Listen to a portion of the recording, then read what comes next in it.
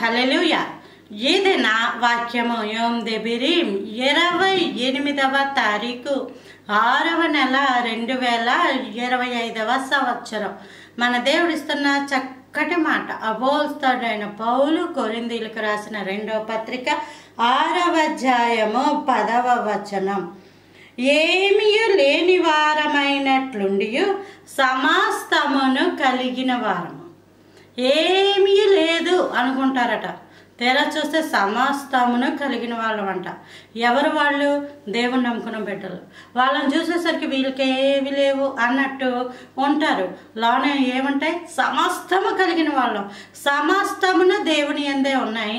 దేవుని కలిగిన వాళ్ళు సమస్తమును కలిగి ఉన్నట్టు లెక్క. హల్లెలూయా.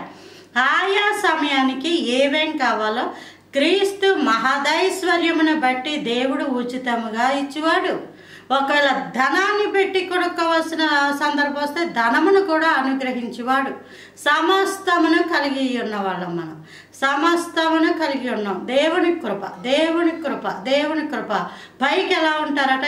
ఏమీ లేని వారమైనట్లు ఉంటారు. కొంతమంది అన్నీ ఉన్నట్లుండి ఇలా చూపించేస్తూ ఉంటుంటారు. తర్వాత అలలో ఏమీ ఉండదు. పైకి డాబు, హంగామా, ఓ అన్నీ ఉన్నట్టు అవన్నీ ఉంటాయి. కానీ లోన చూస్తే సరదాలు ఉన్నట్టు, సంతోషం ఉన్నట్టు, శాంతి ఉన్నట్టు, వాళ్ళ దగ్గరే అన్నీ ఉన్నట్టు చూపించుకుంటారు. తెర చూస్తే వాళ్ళ బ్రతుకుల్లోకి వెళ్తే శాంతి ఉండదు, సమాధానం ఉండదు, సంతోషం ఉండదు, ఏమీ ఉండవు. వాళ్ళు చూపించుకున్న ధనం కూడా వాళ్ళది కాదు.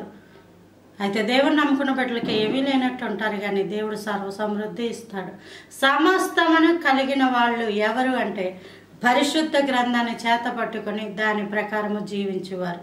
వారితో పాటు దేవుడే ఉంటాడు. దేవుడు ఎవరిలో ఉంటారో వాళ్ళకి సమస్తమును దేవుడే అనుగ్రహించేవాడు. ఆమేన్. Praise the lord.